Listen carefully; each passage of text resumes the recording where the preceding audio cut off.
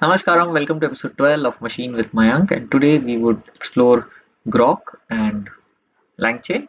So what is Groq?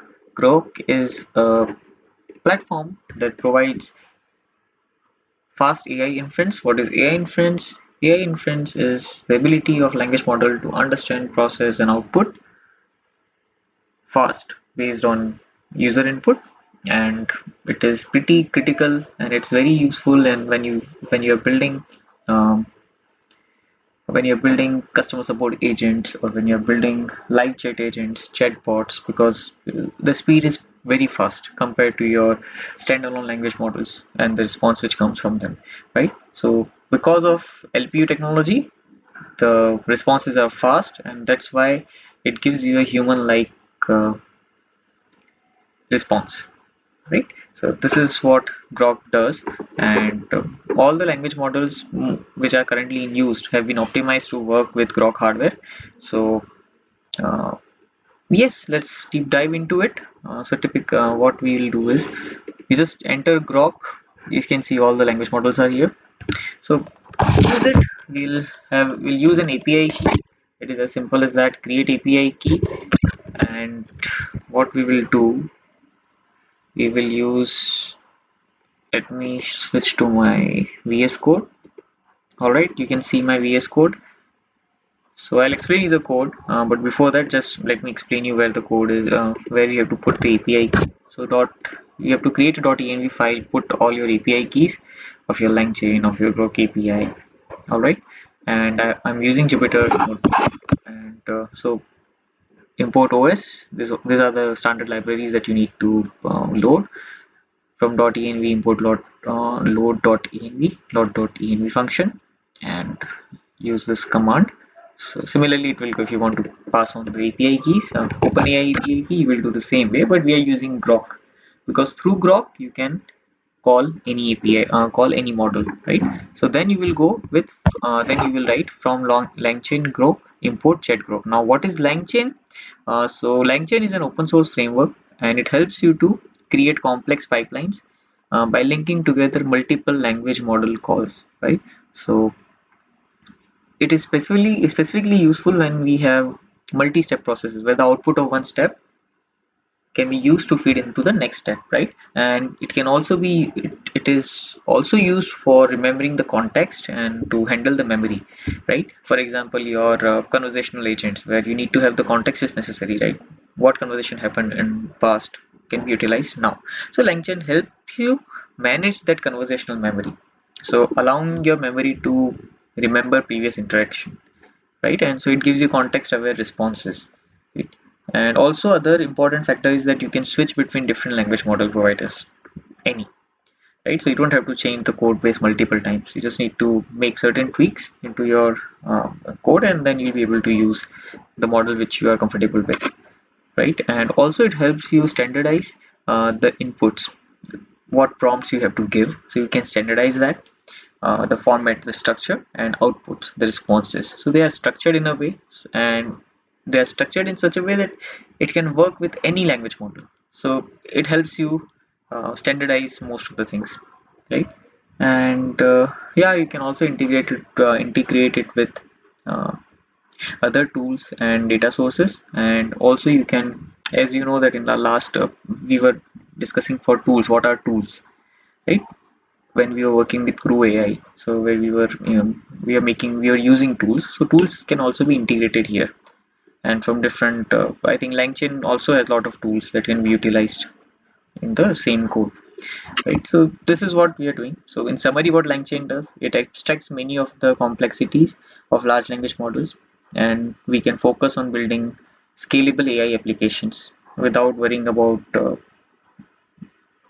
underlying integration details.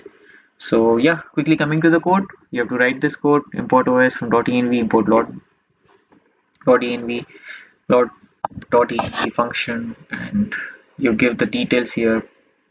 From LangChain Grok, it's from LangChain Grok. So these all details into pass on requirements.txt. LangChain, LangChain OpenAI, LangChain Core, LangChain Unity, LangChain Grok, LangChain Core. All right, I've written it two times. Sorry. Yeah, on your notebook. So which model we are passing here? Gamma 2 9B IT, right? So if you just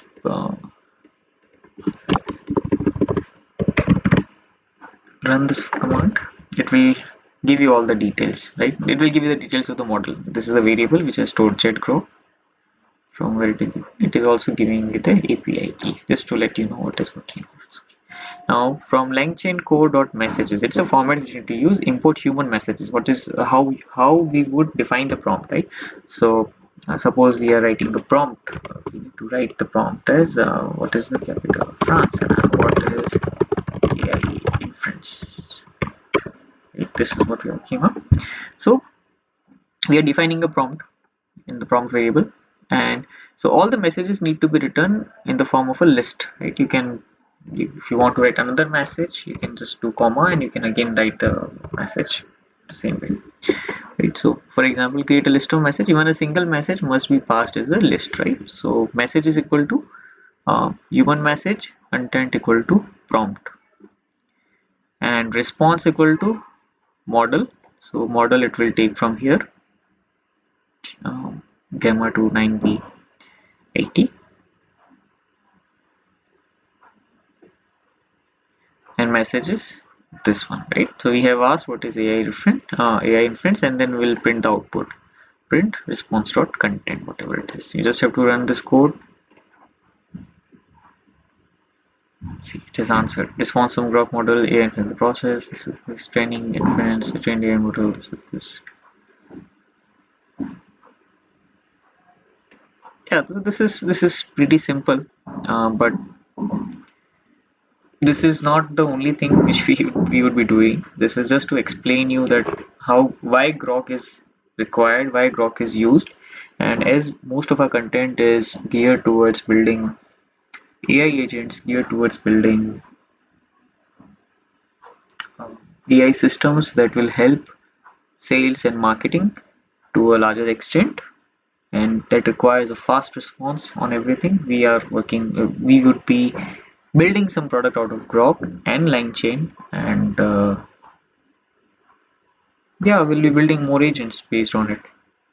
So before, yeah, one more thing, some basics. This is pretty basic. So how to create a project in VS Code, in case if you're wondering. So in VS Code, before you create any project in VS Code, right? So first thing you should do is you have to create a virtual environment. This is a basic which you should do. It can be easily done by whenever you want to create it. For example, I will first deactivate. Right, so conda create minus pv and what Python version we want. So once you run this command, it will create a virtual environment where all the required Python libraries will be installed. Right, this is the first step before you write any code. So all the Python libraries will be installed. Why it is important? So it will not impact any other Python environment. It will not impact any other Python environments, right? So that's why it's better to create a virtual environment. And once you do that, you need to activate it. So you can activate it by writing conda activate env. Once it is activated, then you can create a requirements.txt file and write all the libraries which you would want to install, and then you can use pip install -r requirements.txt, right?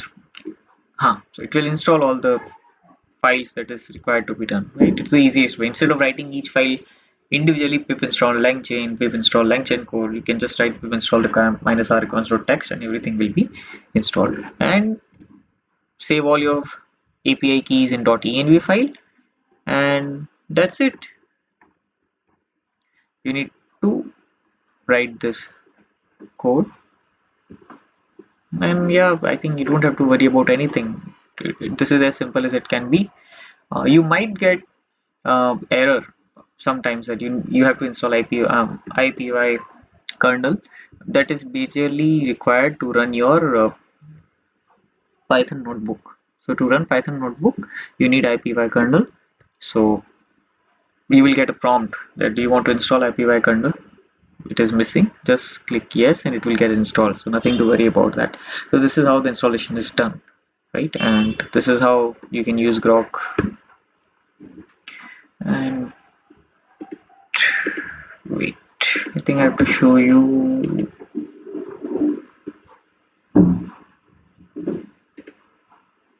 Oh, wait, it's not showing. Mhm. Yeah, that's it. I think I have nothing more to add. And my request for LinkedIn API access has been rejected. So I will again create an app and then we'll close our N8N local machine end-to-end automation project. Right. So till then, thank you. Have a great day. And our next video would be on generative video ads. So looking forward to it. Thank